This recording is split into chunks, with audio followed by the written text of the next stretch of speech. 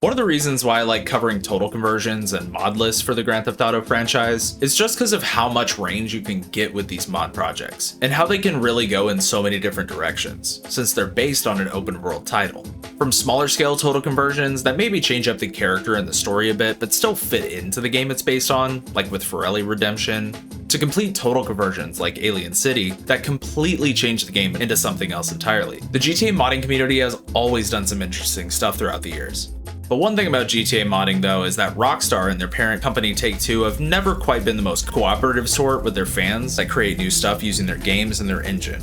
And in some cases, well, they might go after your mama to tell you to stop making those pesky mods. Despite this, however, modders have continued to poke around with the GTA titles to create entirely new experiences, with a lot of new ones still being developed to this day. And since GTA's been around for quite a while at this point, there's a lot of mod projects out there that came before that have since been left in the dust due to projects either being shut down due to legal litigations, or just abandoned entirely after they were released, or getting lost somewhere in the depths of the net.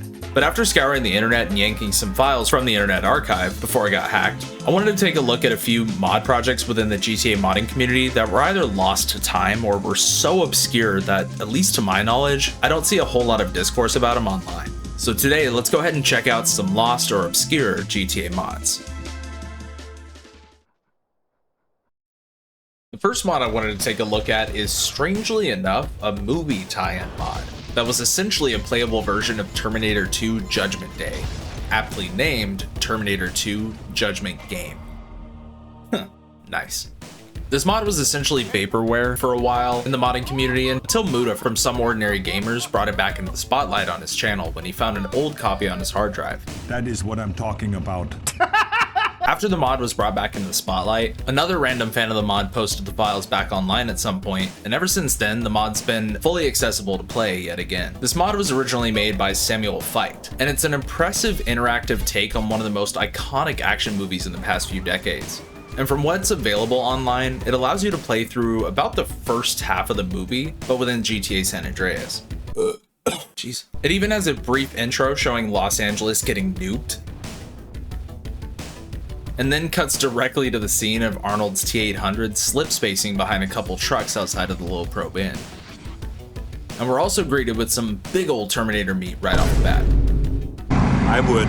And right from here, the gameplay begins. The mod essentially has you playing through a good chunk of the first part of the movie, and while it's not directly recreating the entire movie, it instead has you play an abridged version, where you're mainly playing through a lot of the action scenes as the main characters, with a lot of the audio being directly taken from the movie itself, which is probably why it met some legal litigation at some point. I need your clothes, your boots, and your motorcycle.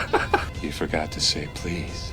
It's awesome seeing these scenes recreated here though, and it also feels really fitting to be playing these scenes in San Andreas for some reason. Probably because there were already a few nods to the movie already in the game.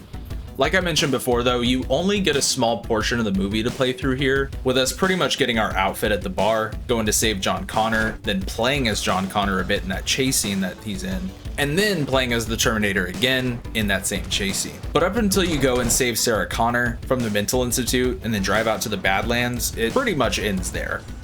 From there, you can free roam as different movie characters and mess around in the state, but unfortunately there's not much more to this one, as the original creators abandoned the mod, likely due to those legal litigations from either Take-Two or whatever movie company owns the right to this movie now. But this mod is actually really well done, with scenes being fully recreated in this engine and the gameplay being pretty engaging from what's on offer. Not only are you getting the opportunity to see the movie again, but you get to play through it and experience it. It kind of reminded me of that old Terminator 3 game back on the PS2 that kind of did the same thing, where you play through the events of that movie.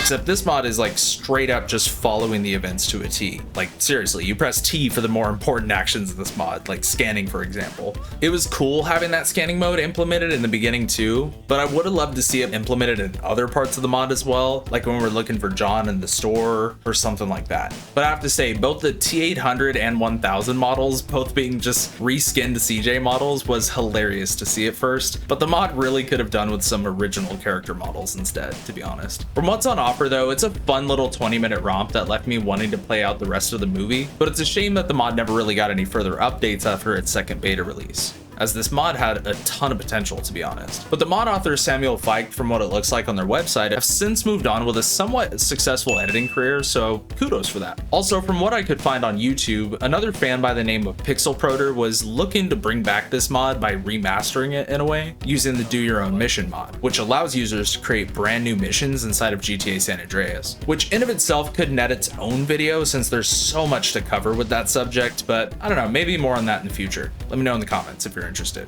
Well, what do you want me to do? You take this for here and land it under the car. But PixelProter's approach was to essentially finish most of the missions that were planned for the mod, and they even have an entire playthrough of the mod itself and breakdown of the production over on their YouTube channel, which I'll pin here in the video and down in the description if you want to check them out. However, after a couple attempts at reaching out and looking everywhere online, I couldn't really find any version of the mod released anywhere, so that one's essentially vaporware until further notice. But the files for the original release of Terminator 2 Judgment game are still available online if you look hard enough. Another mod that was thought to be lost media at one point, but was since found within the past couple years, and actually brought back into the spotlight by Mutahar yet again, was Silent Hill Exotica. It was made back in 2016 by Gunby, aka The Wraith, and was developed for the Xbox version of Vice City of all versions. Why the Xbox version? Who knows? But after its initial release on both the isozone.com and the One Emulation forums, the mod mysteriously disappeared, becoming a myth in not only the GTA modding community, but even being posted over to r/lost media for requests for it to be found. But thanks to Menu Skip, who happened to find the mod on a modded Xbox that they purchased on eBay, they posted a video back in March of 2023 asking for help with ripping the game files off of their Xbox, and then shortly after that, Silent Hill Exotica was posted back to the Internet Archive for everyone to enjoy. And back in 2023, I knew I had to check this one out, but never quite got the chance to talk about it at the time, but thankfully I backed it up on my hard drive and was able to load it up onto Zemu. But once I got it loaded up, it was so surreal seeing that intro load into those classic Konami FMVs from Silent Hill 1, even though the loading screen and like the entire mod is pretty much Silent Hill 2 themed. I don't know, I guess since Silent Hill 1 had cars driving in the intro, it made a bit more sense to put here, I guess.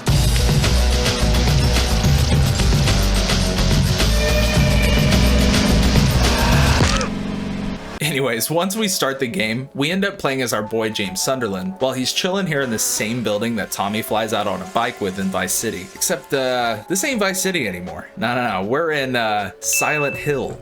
Or at least if James and Mary's special place was a cocaine-fueled Florida town, this Silent Hill looks really different from what I remember.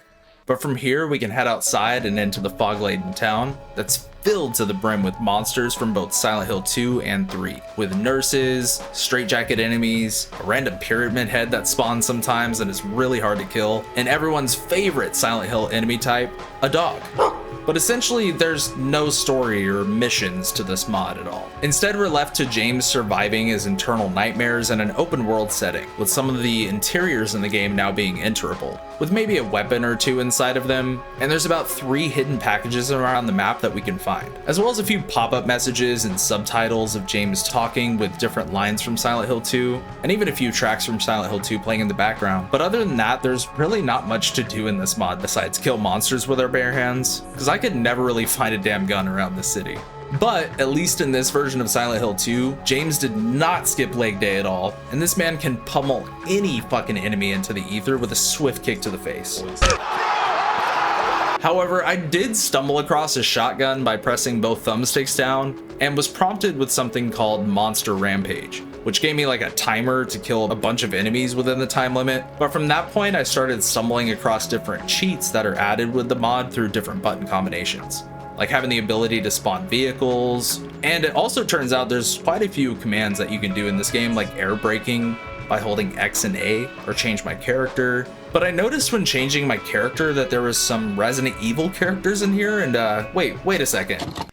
Okay, so Silent Hill Exotica, at least from what it appears, is actually a mod based on another mod, similarly named Resident Evil Exotica, which was also an Xbox Vice City mod, which is essentially the same concept for the most part, like an open world zombie survival, but it has a ton more working features and actually plays quite well for the most part. But Silent Hill Exotica is an interesting look at the mod that was thought to be a myth in the community, and after playing it, it's something that I know I'm probably never going to revisit. Just due to its lack of content and how inferior it plays to the mod it's based on, I just can't really see myself returning to this version of Silent Hill.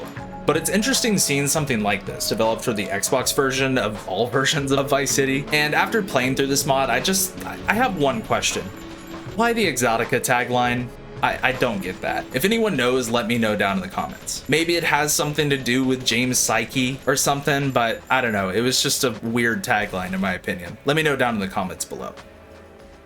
The GTA series is no stranger to conspiracies of monsters and hidden things within the games. In fact, San Andreas is probably the game that made myths so popular.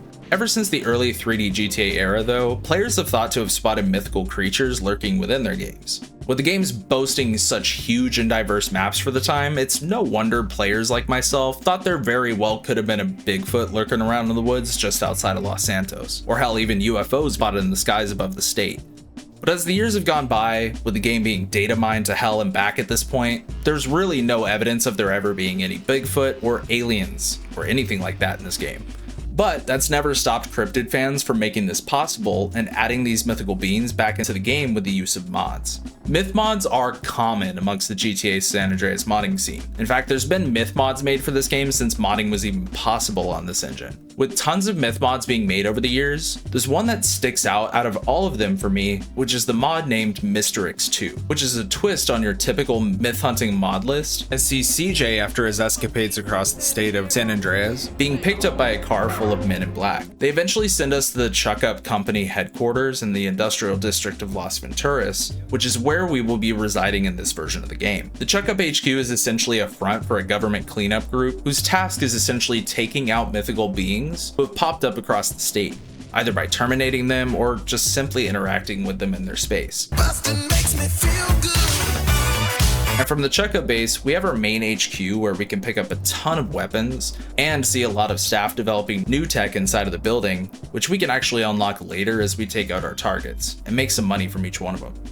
After we check out the HQ, across the parking lot is our main safe house. Having some amenities here, like a nice little lounge area, a huge fucking pyramid in the room for some reason, and then a ginormous map of San Andreas, with a bunch of dots littered around that indicate where different mythical threats may be located. From here we can dot our map with one of these locations, and then head out to hunt some of these myths around the state. And this is essentially the point of this mod, to go to a location, wait for a certain time frame, and then wait for the mythical being to appear, and then try to take it out. This mod includes a bunch of myths that were discussed on early internet forums around this time in its early days, and has them located in various spots around the map. From Bigfoot out in the woods off Whetstone, Leatherface off into the farms, or even the Loch Ness Monster in the lake near Palomino Creek, or hell, you might even stumble upon some alien visitors coming to invade our planet. And there's even some random myths or just characters you can come across and take out too, like a group of terrorists that are located outside of Las Venturas that you can free some hostages from, or you can even stumble across someone like Tommy Vercetti, which happens to have full voice lines, and they happen to sprint incredibly fast if you happen to get them out of the car. This mod was a fun time for the most part, mainly because it felt like I could finally venture out and see those beings in the game that I spent countless hours wasting away in the original PS2 version as a kid, only to be met with nothing but fog and sadness in the middle of the woods. Except now I can actually venture out, find Bigfoot, and put an RPG to his dome in the middle of Whetstone. However, as I kept hunting myths, I went to hunt something up in the mountains just outside of Los Santos, and I noticed something pretty familiar about this one, but not in a good way.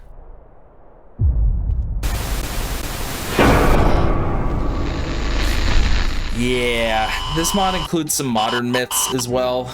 And call me a purist or whatever you want, but do we really think Slender Man of all mythical creatures really fits the vibe this game is putting off? because I don't think Slender Man fits here at all. In fact, San Andreas predates Slender Man by a few years, so this really killed the vibe for me. Don't get me wrong, there's probably some of you out there that might get a kick out of this, and to be honest, the way they programmed Slender Man into this game is pretty genius, and actually represents his original game mechanic from the 8 Pages game. But come on, it's Slender Man. I could take the Loch Ness Monster, and even that was kind of stretching it, but fucking Slender Man? Granted, this is the only modern myth I can find in here, besides like Nemesis, but at least I can understand that, because there's an obvious reference to Resident Evil and San Fierro.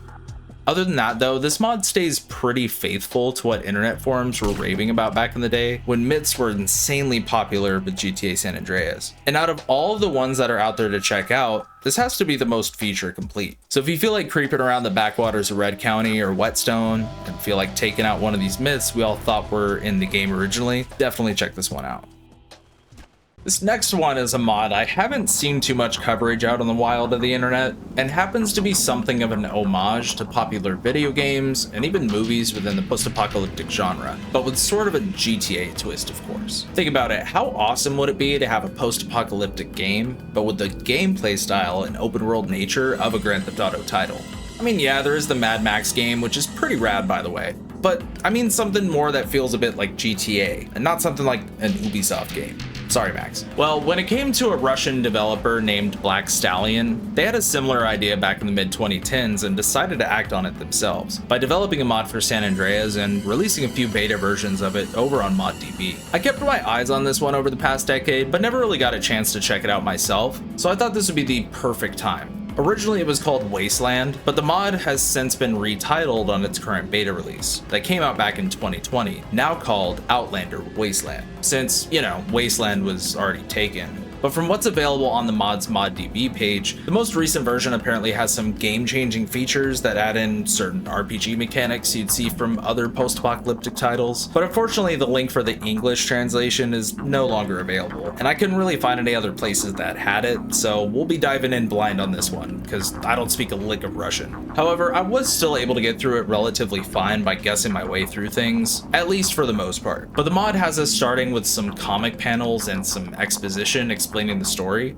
and from what I can gather from these comic panels, the start of the end of the world began around sometime in 1988, of course due to some mega corporation that goes by the Red Bear Claw Corp, and sometime later in 1999 was when the end of the world actually went down. The game actually takes place in 2050 though, with our character being a part of a nomad group called the Outlanders, who were sent on a mission somewhere in the Arizona desert, and after touching down in a helicopter and scouting the land, they get ambushed by some tech raiders, wiping out their whole squad in the process, and hitting our guy in the shoulder. And I have no idea who our guy's name is, so I'm just gonna call him Jim. After the tech raider leader shows up, they take Jimmy Boy here prisoner and throw him in the back of a transport vehicle.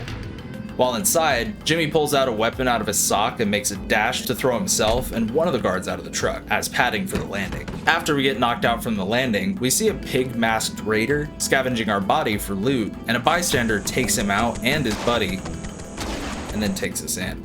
After we wake up and pick a new look for our character, we can walk into the main room and talk to the guy who saved our skin. Seeing as I have no idea who he is or what the fuck he's talking about, I'm just gonna call him Doc Mitchell. Whoa, easy there, easy. And we get a map marker from him to head down the road. So we start heading our naked ass that way. And we meet some dude at the rundown apartment complex, and after a brief talk with them, they send me over to some pig-headed wearing raider camp who I'm just gonna call Pigsies at this point. And we clear out the entire Pigsy camp just to save one of their oh my god, this dude just jump scares you right as you take out that last Pigsy, and it fucking got me even here with editing. But anyway, I take the dude back to his friends. On the way, we find like a gas station with a vehicle inside, but weirdly enough, at a gas station, there's no gas to be found. But I tried getting inside the vehicle to drive it, noticing I didn't really have any gas, and our guy we saved ended up hopping in the back and decided, yeah, he's not getting out. So I say screw it and take advantage of a high FPS bug in San Andreas, and I push the vehicle all the way back to the apartment until it triggered their buddies to take him back and get my ass paid. From this point though, the demo pretty much opens up and lets us explore on our own. From here you can go back to Doc Mitchell's house and buy supplies off of him like weapons or gas or ammo, or you can head off into the Wasteland to find more quests by talking to other characters, and maybe even stumble across something you weren't expecting. Plus, the portion of the map that we get to explore is actually quite large, with a couple of cities to explore, an airport, some highways, and even more. Eventually find yourself hitting the edge at some point, as the entirety of the map hasn't really been fully developed yet, as of this build. But from what's here, it really reminds me of the wastelands you'd see from like Bethesda's Fallouts, even with the roads being bumpy as hell, making vehicles feel clunky to drive half the time. But honestly, it's a pretty decent demo / prototype of a post-apocalyptic RPG running on the San Andreas engine. The gameplay systems going on here are pretty interesting for the most part, if they work, that is. I ran into a bunch of bugs as to be expected from a beta of a demo for a total conversion mod, but some of these bugs had like enemies that were ragdolled on the ground, like shooting me infinitely, or just straight up crashing the game half the time.